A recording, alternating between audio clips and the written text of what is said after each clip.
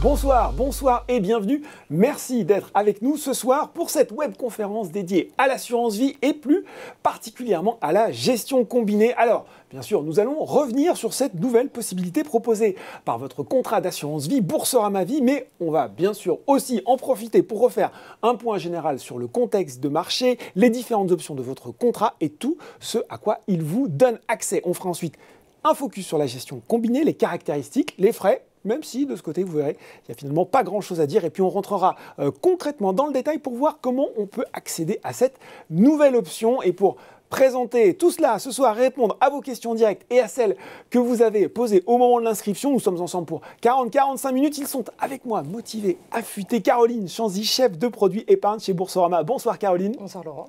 Et Nicolas Bonardo, responsable des relations bancaires chez Edmond Rothschild Asset Management. Bonsoir Nicolas. Bonsoir Laurent. Bon, vous êtes affûté, en forme ? Prêt. Motivé. Bon, eh bien c'est parfait. On aime bien, Nicolas, avant de se lancer, toujours faire un petit point de conjoncture sur les marchés. Et Dieu sait qu'il y a des choses à dire en ce moment avec ce qu'on est en train de vivre pour que nos clients comprennent bien un petit peu ce qui se passe. On arrive au terme de cette année 2021. On ne va pas tout de suite parler de la crise sanitaire, on ne va pas se déprimer tout de suite. Ce qu'on peut dire, c'est que ça a été quand même une année assez incroyable du point de vue boursier. Ah bah c'est sûr, c'est agréable de parler de 2021, voilà. En tout cas, à date. Jusqu'à ce qui nous arrive un peu plus récemment. On est content. La performance des marchés actions ont globalement été très bonne, notamment dans les pays développés, les pays du Nord, États-Unis et l'Europe. Des performances très satisfaisantes pour les investisseurs. Ça a été un peu plus compliqué pour la Chine et pour l'Amérique latine, qui a un peu plus souffert. Des bonnes performances tirées par des croissances bénéficiaires satisfaisantes des entreprises, une forte demande, la reprise et la réouverture des économies.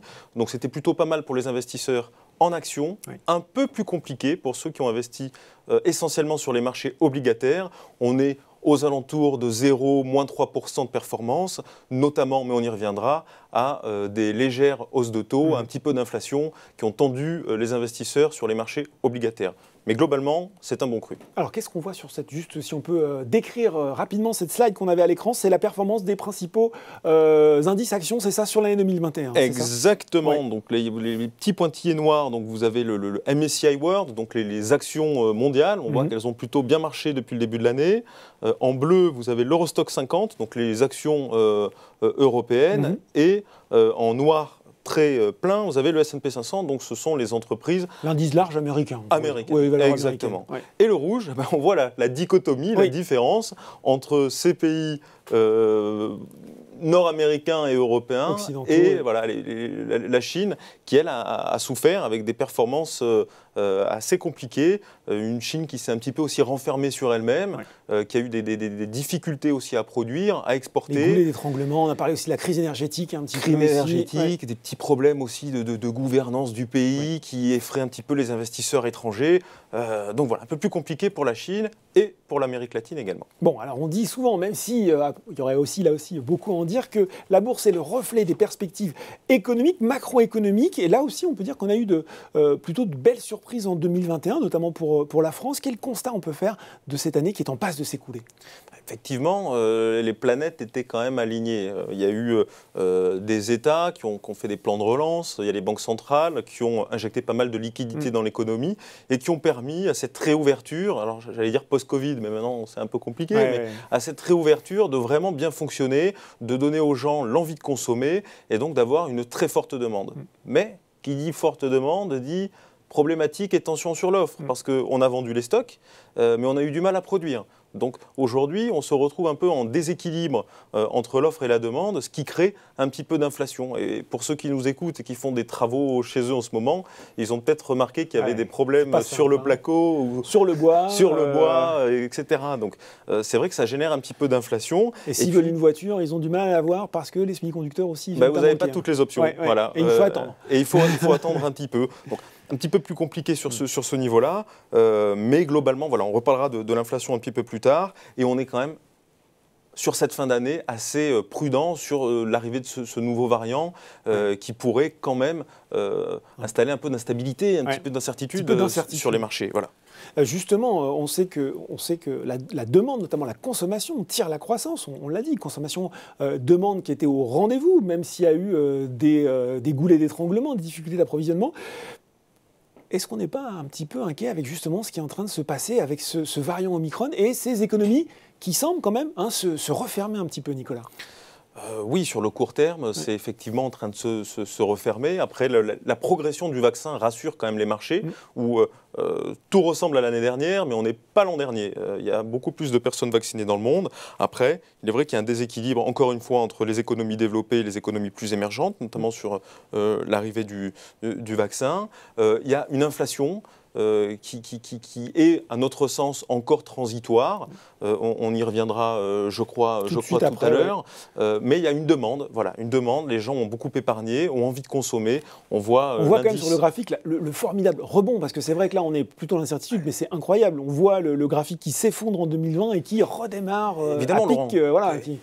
Les gens qui n'ont pas pu consommer pendant plus d'1 an, qui ont été enfermés chez eux, et aujourd'hui, vous avez des économies quand même qui se réouvrent. Alors, des tensions sur le tourisme, on voit, je crois, Air France ces derniers temps qui a un petit peu titubé en bourse. Bon, à ce stade, rien de bien méchant. Je pense qu'il faut se donner 15 jours. Il faut être à l'écoute des scientifiques, du séquençage de ce nouveau variant et de voir si le vaccin fait son travail ou pas. Donc pour le moment, on surveille ça, mais on ne s'inquiète pas outre mesure. Alors on surveille ça. Ce qu'on surveille aussi, on en a beaucoup parlé cette année, c'est l'inflation. L'inflation, on en a beaucoup dit sur l'inflation. Au départ, elle était présentée comme transitoire, et puis c'est désormais un transitoire qui dure. On parle maintenant d'effet second tour, c'est-à-dire potentiellement d'augmentation de salaire qui viendrait renchérir cette inflation. Là aussi, on a besoin d'y voir clair, Nicolas. Alors, bon. Effectivement, pour nous, notre scénario central aujourd'hui, c'est quand même que l'inflation est transitoire. Elle a été beaucoup plus dynamique aux États-Unis, un peu moins en Europe, mais il faut se poser la question, d'où venait cette inflation ? Cette inflation, elle est venue de ce décalage entre l'offre et la demande. Quand 3 personnes veulent acheter le même bien et que vous n'avez que 2 biens, le prix augmente. Donc là, on a connu de l'inflation. Il y a eu de l'inflation aussi sur les matières premières. Ceux qui passent à la pompe tous les jours voient la différence. Oui, voilà. Ça, on est tous conscients. Le prix du gasoil a augmenté, le prix du gaz a augmenté. Et si les matières premières augmentent, le prix du bien final augmente. Donc on a de l'inflation. On pourra dire que l'inflation n'est plus transitoire une fois qu'il y aura une vraie tension sur les salaires, une fois que les salaires auront augmenté, et une fois que les morceaux d'inflation, alors l'inflation c'est plusieurs morceaux qui s'imbriquent, plusieurs composants, par exemple les loyers.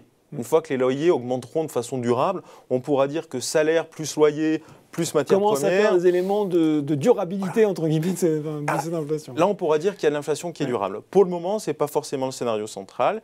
Il y a un peu d'inflation, mais rien d'inquiétant. Bon, on parle macroéconomie et les gens qui nous regardent se disent bon, c'est utile pour comprendre ce qui est en train de se passer, c'est peut-être un petit peu loin de moi, et puis on va quand même leur dire que ça a une conséquence directe, cette inflation, et qui se traduit directement dans leur placement. Ça, c'est l'effritement. On en parle depuis plusieurs années, mais est-ce que ce phénomène ne va pas aussi s'accélérer? Justement, c'est l'effritement justement du fonds en euros au sein de leur assurance vie. Malheureusement, j'ai envie de vous dire oui. C'est une conséquence directe de l'effritement du fonds euro. Le fonds euro a eu des années de gloire, des années magnifiques, et c'est superbe.